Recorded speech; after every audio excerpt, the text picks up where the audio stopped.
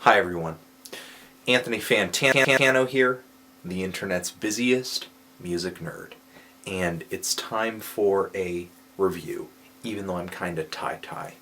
Comet Gain, Howl of the Lonely Crowd.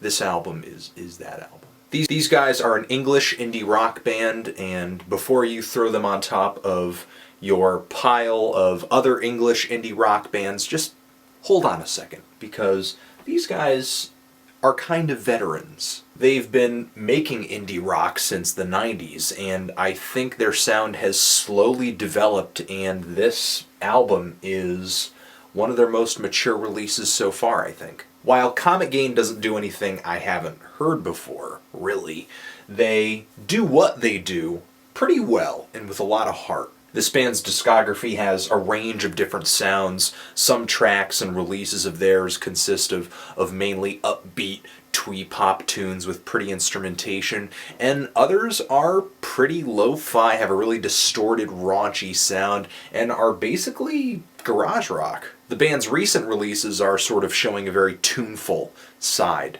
of Comet Gain, but they're still sort of maintaining this kind of messy, edgy, old-school indie rock sound as they do it.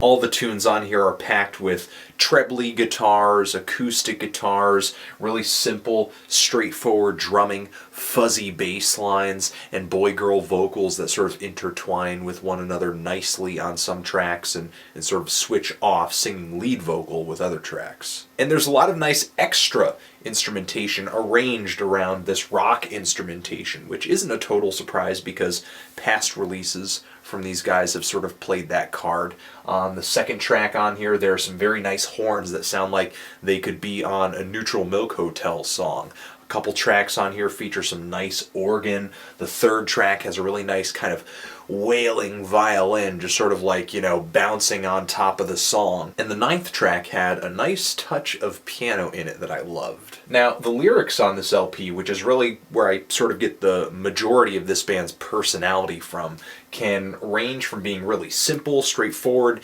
nasty, kind of snarky, to being very sad and personal, maybe kind of abstract, a little dark too. The vocals, the lyrics, the vocal delivery, I think that's where these guys really kind of prove themselves to be interesting for me. The personality of this record is roughly the same of past records, plus you'll find all of this singing that sort of saunters very casually in and out of pitch here and there, but there is this really strong, eccentric swagger that sort of really comes out on some of the lyrics and some of the vocals on these songs that kind of remind me of like Dan Behar from Destroyer in a way. The feelings that pour out of Comet Gain for me can be really kind of intoxicating. Tracks like After Midnight and She Had Dreams and Some of Us Don't Want to Be Saved, and A Memorial for Nobody I Know, which has a bit of spoken word in it. I love the feelings and the lyrics on the last track too, which is just kind of repeating this simple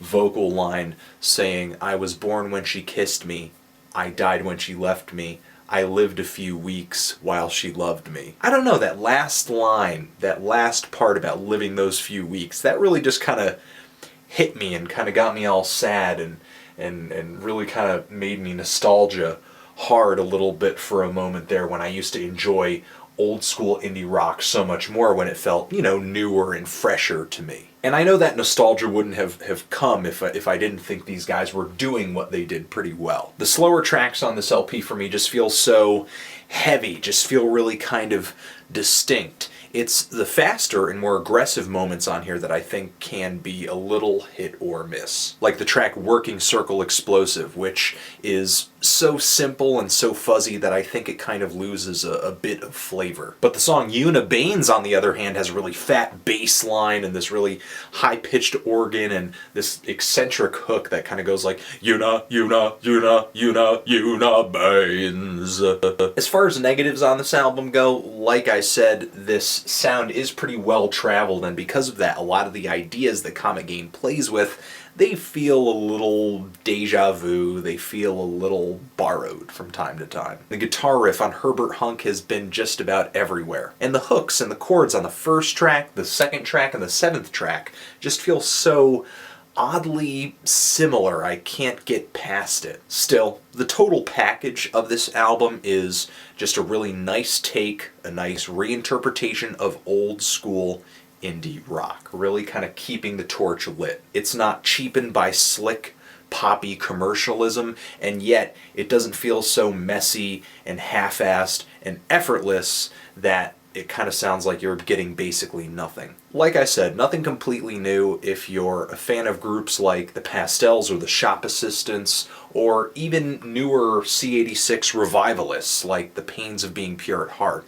This will be familiar to you, and maybe in a good way. I'm feeling a decent to strong 7 on this. Thought it was really good. I do see myself going back to this casually. What do you think of this thing? Have you heard it? Do you love it? Do you hate it? Why? And what do you think I should review next? Anthony Fantano, Comet Gain, forever.